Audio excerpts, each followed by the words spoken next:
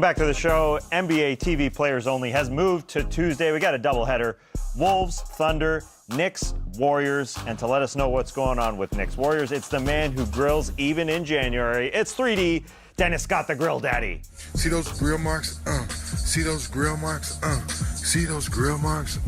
See those grill marks? See those grill marks? See those grill marks? See those What's grill going marks? on, 3D? Hey, what's up, guys? First time seeing you in the new year. Happy New Year. And question for you, any good Christmas gifts? Yes, guys, you know I'm a gadget guy. I'm all with the iPhones and all that kind of stuff, iPads. So now I have a new security system at home where I can kind of spy on the family. But one thing I didn't know, I'm obviously spying on myself. So coming home from work the other night on game time, I tripped over the step and almost fell down. It records everything. So the family got a chance to laugh at me being clumsy coming home. So great gadget gift. Oh, that's great stuff. All right, since your Uncle Splash at Warriors Shoot Around, you got some one-on-one time with Steph. What'd you guys talk about? Well, we talked about shooting and him having the freedom to run freely, be with Iguodala, be with Draymond, or if it's KD, he doesn't have to be a traditional point guard. He can go out there and run freely.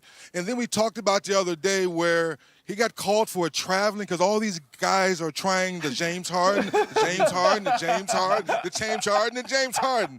Let's take a look. So much is made about the new move is the step back, step to the side. Are we dancing? I mean, you got called for the walk the other night. We know James Harden has taken it to another level. Real quick, what's your take on this new move that everybody's doing now?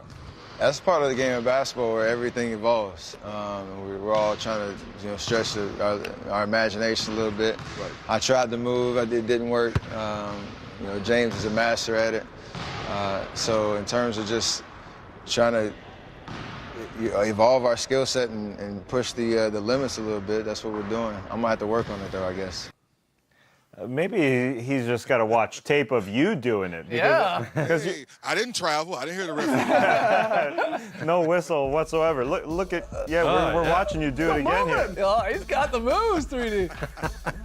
It's like you're playing that dancing game, that Dance Dance Revolution. Dance Dance Revolution, yeah. Yeah, stepping on those squares.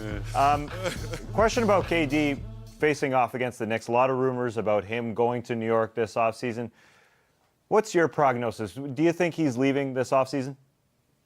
Deep down inside, guys, I really don't think he's leaving. I understand New York, bigger market, but let's just think about it. Nike's already taking care of him. He has so many deals off the court that I think he's happy. And I think when you really look basketball-wise, why would he want to leave Steph? Why would he want to leave Clay? Why would he want to leave Draymond? And yes, there was a skirmish early in the season. They moved on from that. So deep down inside, I think this team is going to continue to win. Yes, they're going through a little dry spell through this Kerr era when they're not winning a lot of ball games. They're going to get Cousins back soon. He'll get back into the system. I think they'll get down the stretch and they'll start winning ball games. I think KD will stay. Yeah, it's very easy to forget that DeMarcus Cousins is also on the way. A crazy amount of talent there. Crazy amount of talent in those feet as well. 3D, thanks for taking the time.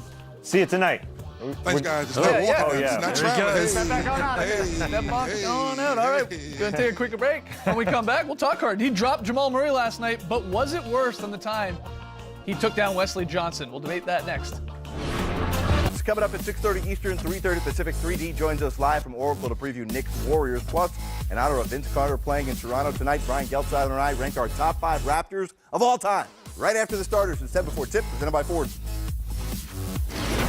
Back with the starters, let's play a little what you got. You know how this works. TK, take it away. Call the ankle ambulance. Last night, James Harden dropped the Nuggets' Jamal Murray with a behind-the-back dribble, then drained a 3 as he was fouled. It was such a great move. It got people talking about Harden sitting Wes Johnson down for a talk in February of last year. Guys, what was the better Harden ankle breaker?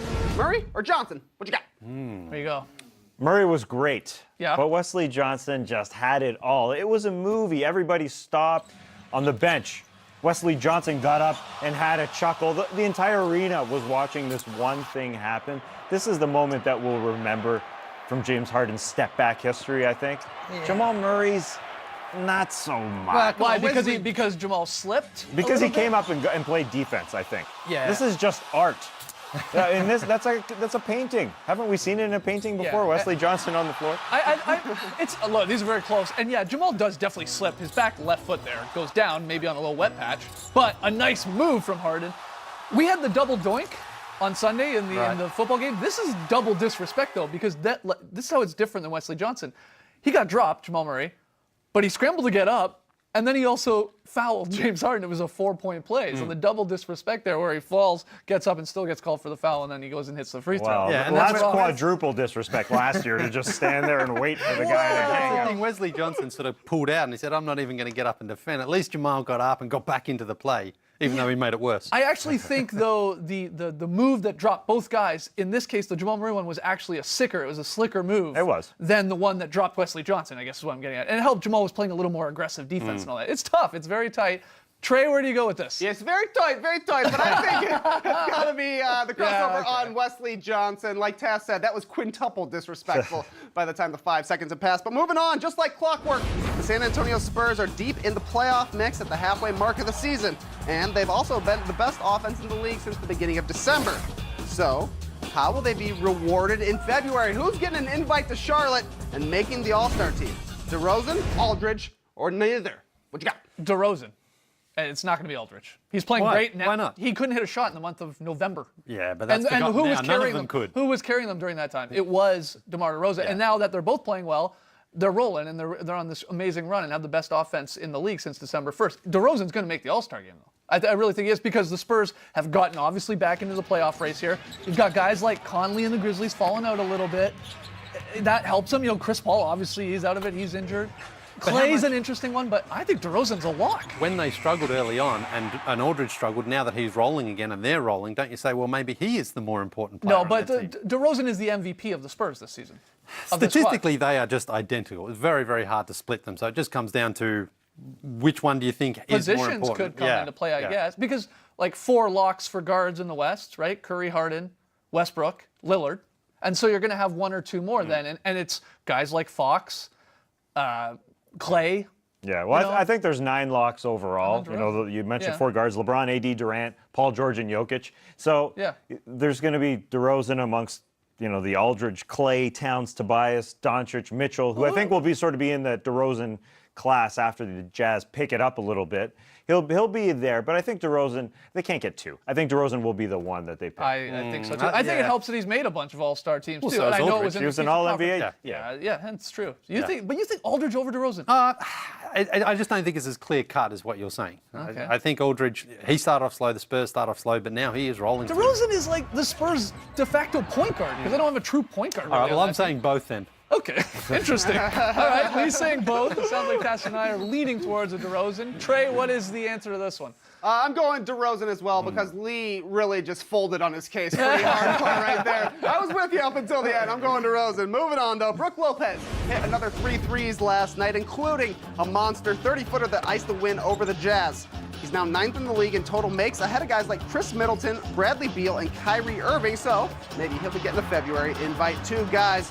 Should Brook Lopez be in the 3-point contest? Yay or nay?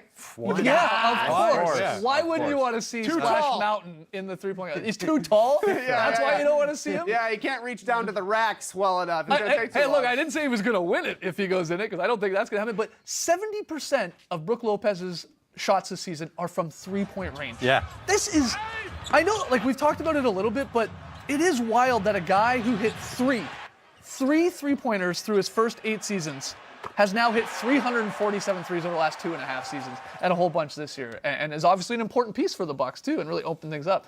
Of course we want him in it. He's acting like a 3-point shooter as well. throwing Yeah, his he's hands doing up. step backs, he's getting to the corner, he's running down. He is perfect for the 3-point shootout, because he might add a little bit of spice to it as well. Right. So get him in there. Flair. Okay, we're all up on this one. Trey, you're the tallest guy here. You should want the tall guy in. Yeah, you guys never let me go in the 3-point contest in the All-Star Weekend. Lee does 20 takes, but yeah, let's put him in there. Let those tall guys shoot. Maybe me too. Just Come kidding. on in, bro. No, you remember the time I did it off camera? I made like 3. Well, maybe you'll be like Brook Lopez. Maybe you've worked on it. Yeah, that's right. When we come back, been waiting. a very solid play. Welcome back to the starters. we asked you what's the best NBA leg grab. You hit us up on Twitter, #starters. Trey, you got a few of the best answers. Yeah, some very good answers. This one from Jobber, who says, had to be when Karl Malone and Dennis Rodman decided to use the NBA Finals to promote their WCW match. That was a wild tangle up. Mackie says, does Steven Adams grabbing Draymond Green count? If so, then that maybe a little bit different. And Sam says, Shaq versus the Monitor. Monitor 1, Shaq 0. Good tweets. Good answers. Tomorrow, it's Wednesday. We've got your Pick'em payoff. Trey lost the month of December. He was last place in our Pick'em battle, so he will be paying it off. Got something fun in store. So tune in tomorrow, 6 p.m. Eastern, for that. Tonight's pick, though, as we see Lee nearly fall over on his roller skates, it's the Nuggets Heat. Whoa! And Tess is the only one taking Denver. I'm scared. On the road, everybody else has the Heat. Scared. Well, you and I are not doing great at this, but off to a rough start. All right, Lee, very solid play. Yeah, going to Sacramento here for a beautiful boomerang from Bielitsa. This one takes a little time to get going, but once it does, the ball starts fizzing around. There's a bounce pass there. We've already had a little pump fake party, and then it ends back where it started. Beautiful finish. That's what I call a very solid play. Nice. You know what's beautiful? 2 wedgies in one night of basketball. Ooh, it's a flurry. Wild. Number 18 was Gerald Green. He was feeling it. Oh, An yeah. off-balance 3 there. Sticks it. Number 19 on the season, the old rebound putback wedgie. Costa Kufos and Mo Bamba having some fun underneath there.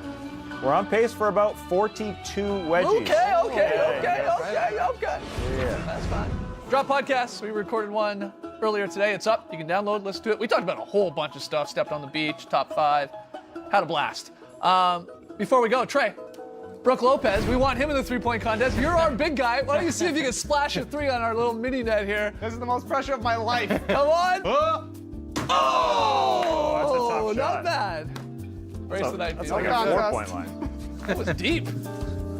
Warriors. Now, the second half of our players-only doubleheader Tuesday night features those Warriors hosting the New York Knicks. The Warriors sit in second, currently in the Western Conference, but they've posted their worst mark in the Steve Kerr era through these first 40 games. What do you attribute that to? Are you concerned at this point? I'm not really concerned. Obviously, people aren't used to seeing 6 home losses for Golden State already, not used to seeing them in the 3rd position in the Western Conference. But it is a grinding thing to go through, and Kevin can attest to this. When you're a championship caliber team, and every year, every team is hunting for you, you're the biggest game on certain teams' schedule every night out, it eventually gets to you because you have to perform at a championship level. And you slip up just a little bit, that opponent is playing at the top level against you that particular night. They've had some injuries. They have some guys going through some tough stretches. They'll bring it back together. But right now, it's going to take a little time, and they may have help coming on the way. Yes, that they do. And DeMarcus Cousins, that was the perfect segue, by the way. There's still no timetable set for his return, but he was a full participant in Warriors practice again on Monday. I got to stop calling you guys coach, because coach and coach. Okay, Coach McHale, what do you think that Boogie's going to bring to this team?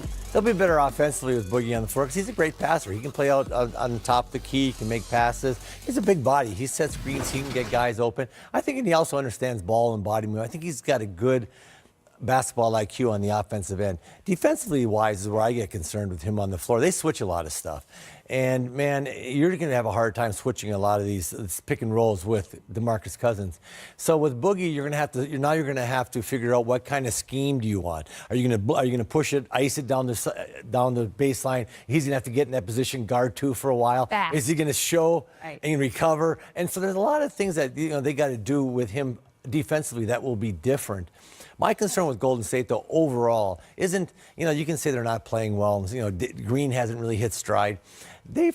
I watch them play, and there's some funkiness out there. There's some sideways glances of things going on, and they're just like they had a little bit of that scrum in the huddle between Green and KD. That usually either brings a team together and everybody goes like, hey, you're right, we got to play better. I haven't heard that. I haven't heard them say, no, we've made amends, we've done this. And a couple things hurt teams on a playoff run. Usually it's injuries and age. You get older, you have your run, it's over. In today's game, it's free agency. And then, man, it's internal bickering. That's the one that I'm always worried about, because everybody starts looking around thinking, man, who's going to be here next year? What's going on next year? Is KD going to, all this stuff?